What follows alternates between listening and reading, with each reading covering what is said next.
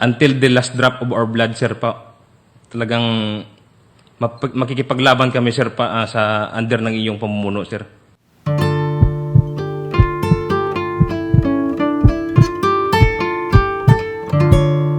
Sa ating mahal na Pangulo, Rodrigo Duterte, sir, sa lahat ng mga taong nandito at sa lahat ng mga sambayanang Pilipino na aming pinaglilingkuran, magandang gabi po sa ating lahat. Madalas po sabihin ko na magandang gabi pa rin kahit umaga. Kasi gabi man parati yung pagkaramdam ko. Anyway, siguro nasabi naman lahat ng nung unang nagsalita. Yung ko na lang, sir, ikikwento ko yung mga nangyari sa akin nung simula nung nagbisita ka dun.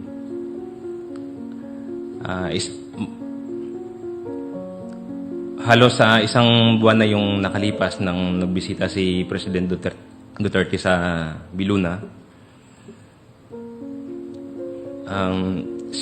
Nung hindi pa siya nagbisita doon, 4 na buwan ako nakamukmuk lang doon sa kwarto ko. Sa kadehalanan ng ganito yung nangyari sa akin. Mahirap mawalan ng paningin. Siguro yung mga lowest moment ko doon, yung marami pa sabi ko marami pa akong gustong gawin. Marami pa akong pangarap sa buhay. Yung mga anak ko, paano na sila? Hindi ko na makikita yung paglaki nila. Hindi ko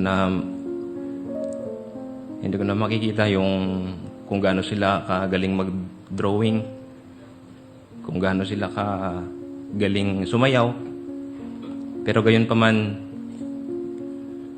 simula nung nagbisita doon si Presidente, talagang nagbagong lahat. At ito ay dahil sa isang panalangin. May isang hindi ko alam kung pastor yun, na isang matanda, yung pangalan niya si Tatay Luis daw. Sabi siya doon na kung kayo ay nakikinig, taas nyo lang yung kanyang kanang kamay, sabi niya. Kasi maingay doon sa ward namin. So tinaas ko yung aking kanang kamay at lumapit siya sa akin. Sabi ko, Tay, pasensya na po, hindi ko kayo nakikita. Sabi niya, kapatid, huwag kang mag-alala. Balang araw, darating ang panahon na magkikita rin tayo sa harap ng Panginoon. Sabi niya, may isang pinanganak na bulag, si Bartomeo, sabi niya. Nung lumalakad si Jesus na nagpapagaling ng mga may kapansanan, sigaw siya ng sigaw sa pangalan ni Jesus para marinig siya kasi hindi niya naman nakikita. Sinisigawan niya si Jesus, Jesus, Panginoon, pagalingin niyo po ako. Yun po ay nahahalin tulad ko sa pagbisita ng ating mahal na Pangulo doon sa Viluna. Siyempre, hindi ko siya sinigawan doon. Baka samot hinoon na akong kabulag.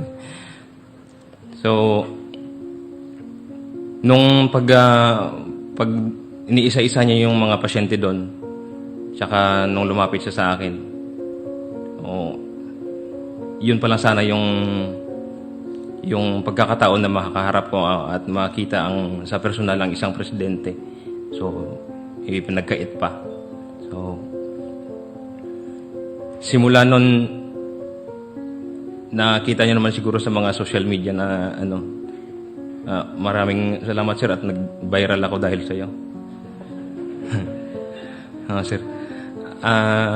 Lahat ng mga blessings, sir, dumating na sa akin, sir, simula nung dumating ka ron, sir. Masayang-masaya ako, sir, kasi napansin ako ng karamihan doon.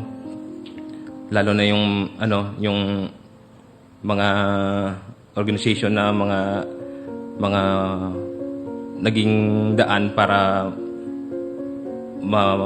magkaroon ulit ako ng pag-asa. Ngayon, sir, ang ikinatutuwa ko na nag-aaral na ako ngayon sa isang school, Computer for the Blind, yung ATRIB. So, maraming pang paraan, sabi nga ni Presidente, huwag kang mag-alala, kaya natin to at marami akong programa para sa inyo. So, yun nga, malaking pagbabago sa buhay ko, sir, nung nagpunta ka dun, sir. Ang madalas sabihin mo, sir, sa mga speeches mo kung saan ka man mapunta na may isang bulag sa AAF Medical Center. So wala namang ibang bulag doon, sir, kundi ako. So salamat, sir, kasi nire-recognize mo ako kahit saan ka man mapunta. Yung ano ko naman, sir, ngayon araw ng mga bayani ngayon, sa masasabi ko on behalf, sir, ng mga sundalong Pilipino, kami, given na kami ay isang bayani, pero kung kami man ay isang bayani, sir, ikaw, sir, yung bayani ng mga bayani. Ikaw yung bayani namin, sir. Ikaw yung nagbigay buhay.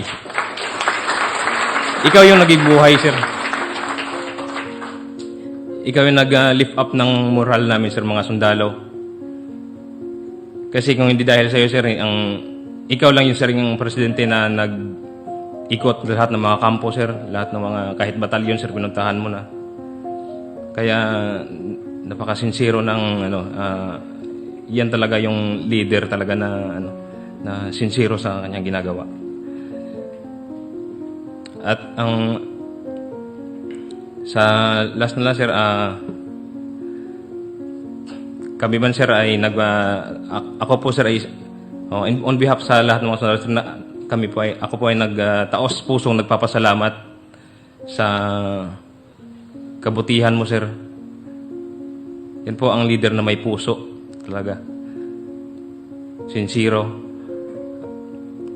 Sir, maraming salamat, sir. Wala man kaming maibagay na material na bagay sa iyo, sir, pero ang masasabi ko lang, sir, na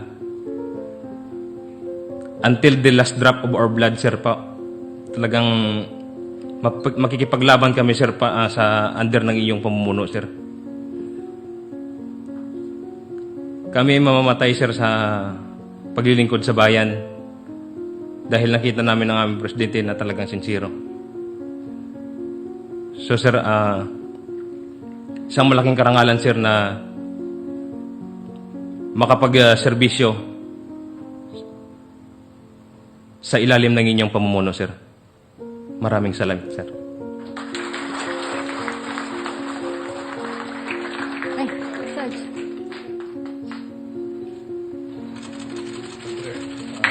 Jerome, sinabi ko, there is life, still life after the accident. Tsamba lang talaga na napuruhan ka sa mata. But may buhay ka pa, marami pa. Yes, sir. At I will see to it. I will reinvent you from being a soldier with eyesight to a soldier without sight but still functional. Yes, sir. Para talagang sundalo. Yes, sir.